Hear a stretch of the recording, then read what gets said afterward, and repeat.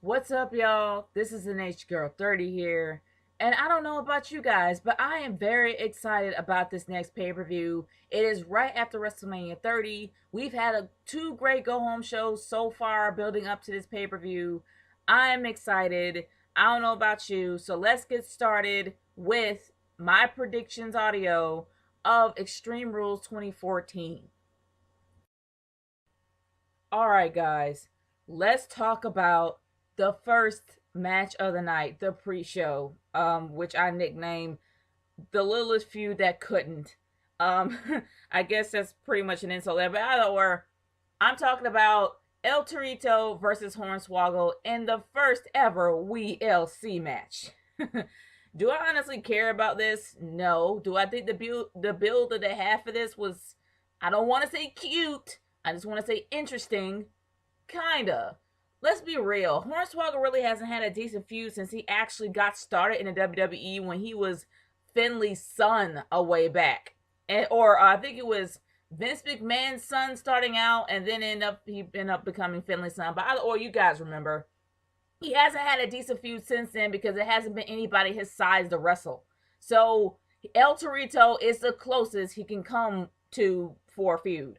So, but do I really believe that Hornswoggle has a shot in the dark of winning? No. Do I believe that El Torito is a better wrestler than Hornswoggle? Yes. Am I curious about what the WLC is going to be about? Yes. So, but honestly, I really don't feel that Hornswoggle has a shot of winning this because he's on the losing team. When has 3MB ever won anything decent? I guess I'll decent or just when have they won anything? And I know they've won a few matches, but some that just weren't relevant. But either or, y'all, my vote goes to El Torito for the win. But if Hornswoggle loses, I don't know what the WWE is going to do with him. I have been very interested in this match for some time because I am a fan of the heel in this match.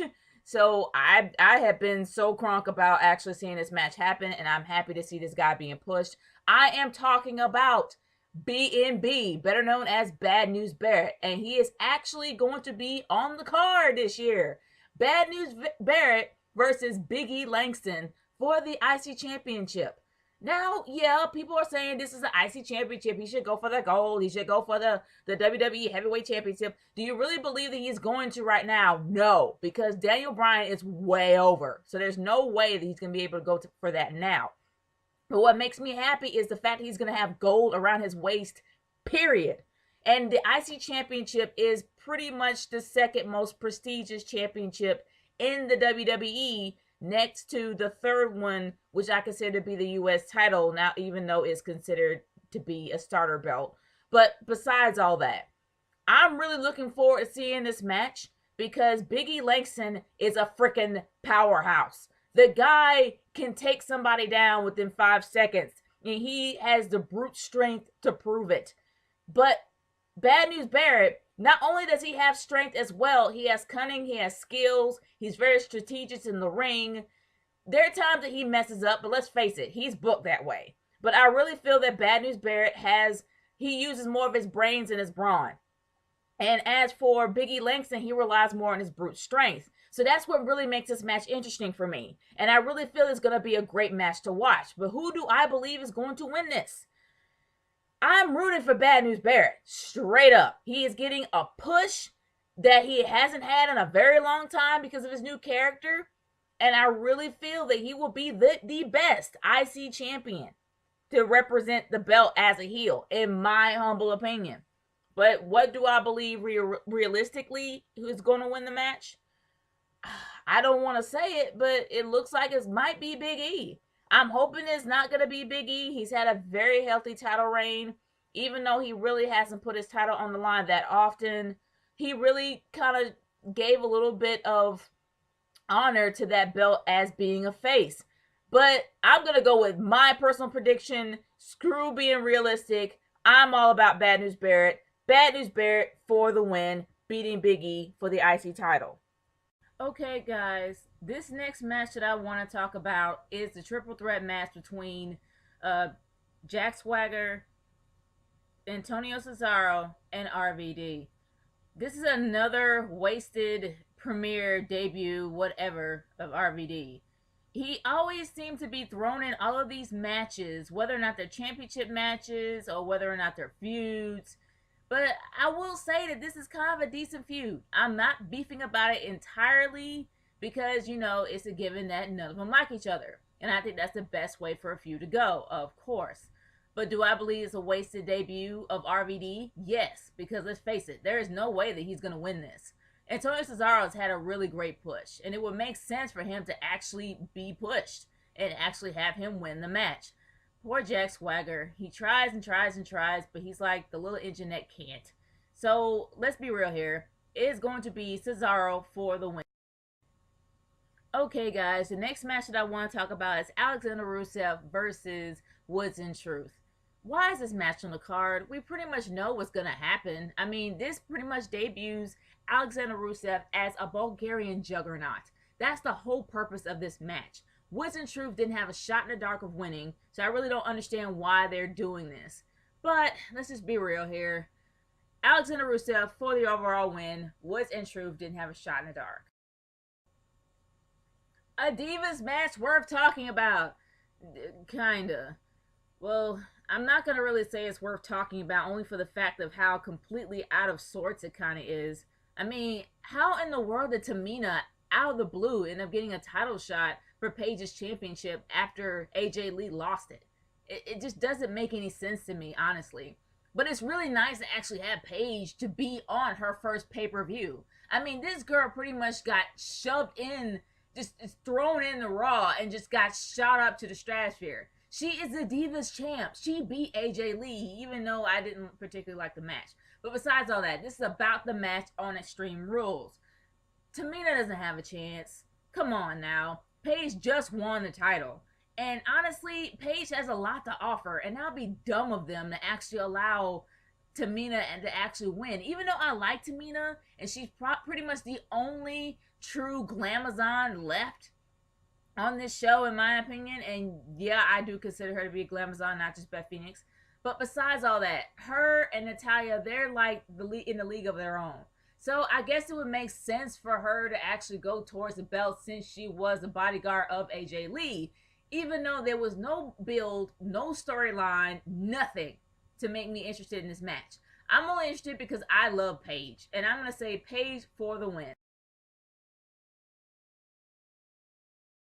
Y'all, this was the feud that has made everybody pretty much stand at attention for WrestleMania 30. And the way they put it together for WrestleMania 30 was very, very well done.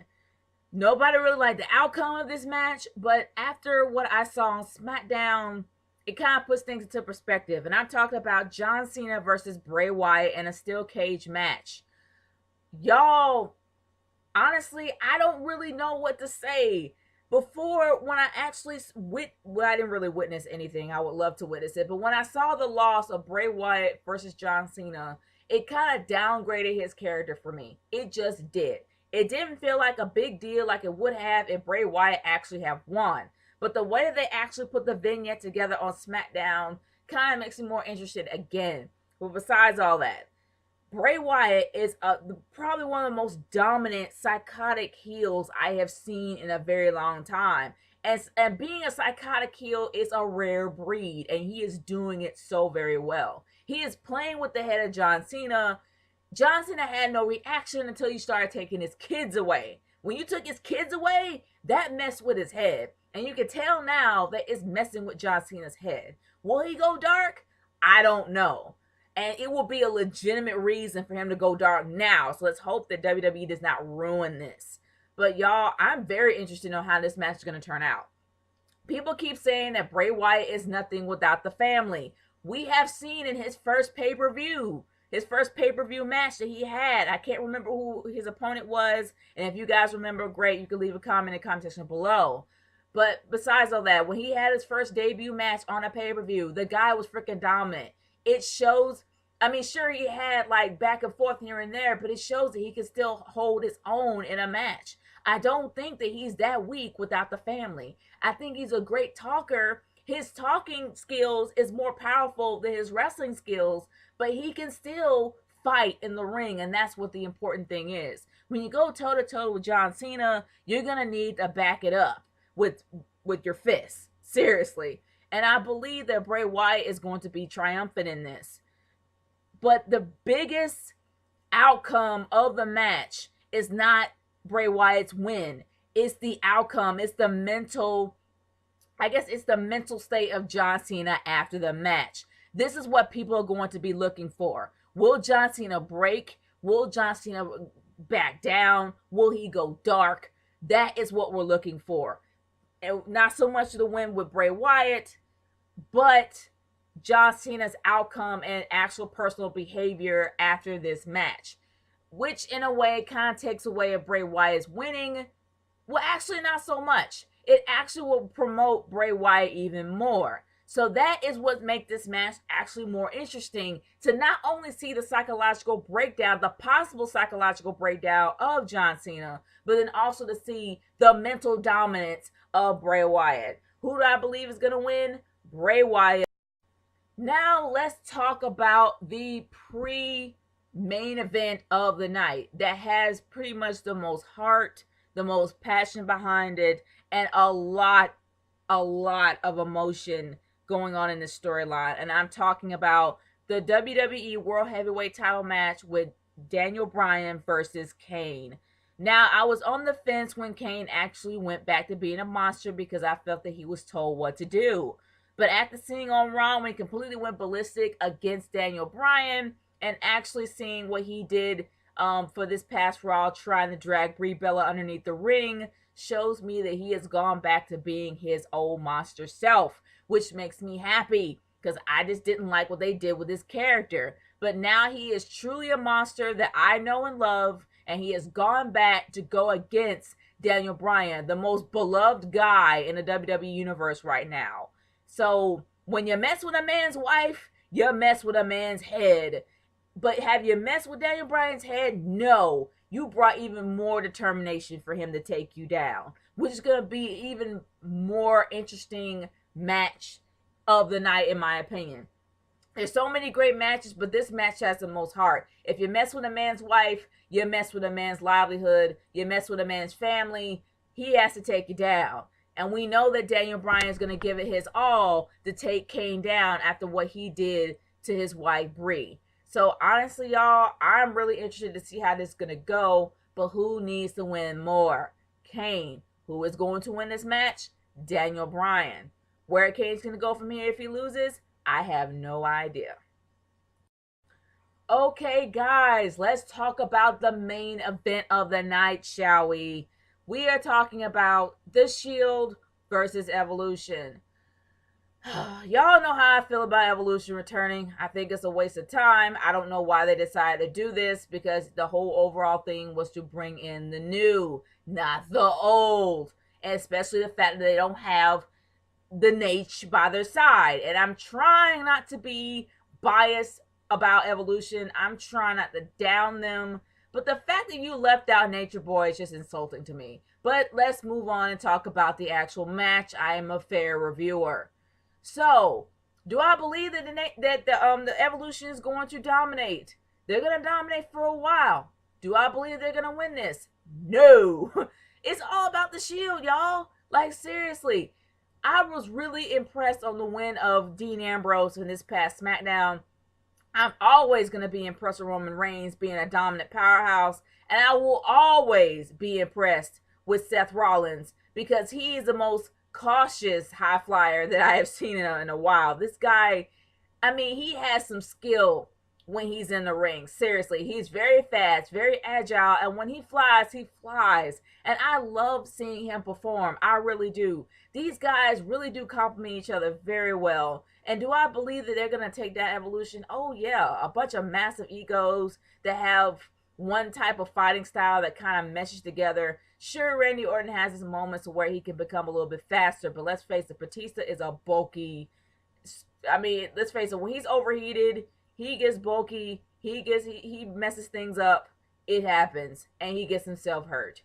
As for Triple H, Triple H is going to be the only guy that's going to shine in this entire match. I'm not downing Batista. I'm not downing Randy Orton. But let's be real. The guy that has the most prestige and the guy that actually has the most skill in the ring is Triple H. Even though we got the powerhouse of Batista as well as Randy Orton and his skills, and they all have skills, I'm not downing that. But I do believe that the Shield is going to be triumphant in this match. I don't see the Evolution winning, and bringing back such a legendary faction and having them lose, in my opinion, is just a complete waste. But guys, those are my overall thoughts of Extreme Rules 2014. I want to hear y'all's opinion. Leave a comment in the comment section below of your personal predictions of Extreme Rules, and stay tuned to my review after the pay-per-view. It's Snitch Girl 30 signing off. Peace out, y'all. I'll see you later.